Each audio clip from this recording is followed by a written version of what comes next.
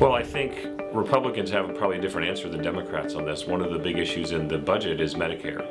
And Democrats last cycle said, we're going to win every election on Medicare. And I think that we proved that that's not the case. Republicans did very well on the issue of Medicare.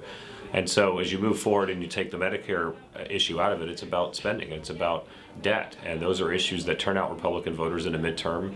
That's what we won the 2010 election on, essentially, were spending and debt and the nation's out of control spending. So the more that the 2014 elections are about spending and debt, the more they are about budgetary issues, the better it's going to be for Republicans. So I think there's two dynamics that you're looking at. One is where the president comes out of this, and two, what the congressional ratings are. Currently we're seeing President Obama, his approval ratings remain high, and that's good for Democrats across the country because that will be ultimately the most important factor going into next year's elections.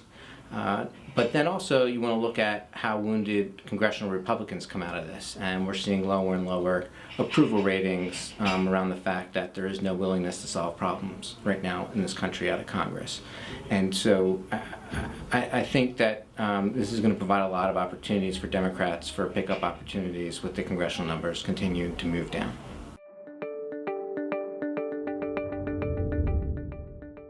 Sure, there's a ton of areas that committees are involved in the races. Probably one of the most important areas that they are in is involved in recruiting candidates. Because frankly, it takes someone to beat someone in one of these races. And, it's only the committee, they're the only ones truly at the end of the day responsible for getting people in as many of these races as possible. And especially if you want to take advantage of any type of wave or bump, you need more good people running. And that's, a key role for these committees. Well, they play a huge role, first of all, because they provide resources to the candidates, both individually giving money to the candidates, providing independent expenditures for the candidates to run television ads and mail and voter turnout operations in their districts. On the Republican side, they also provide programs for the candidates so that you can help teach them to become better candidates, to help them put their campaign plan and their campaign organization together and provide that infrastructure that you really win a race on.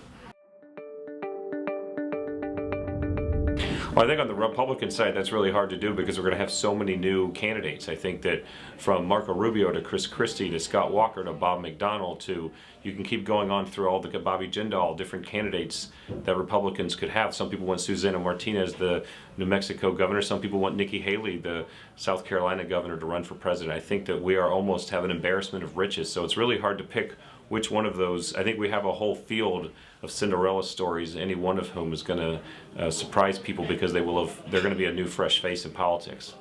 Really, is there anyone except for Hillary Clinton right now on the Democratic side? I think we're all waiting to see what she's going to do. Outside of that, it's even hard to imagine other candidates stepping forward at this point.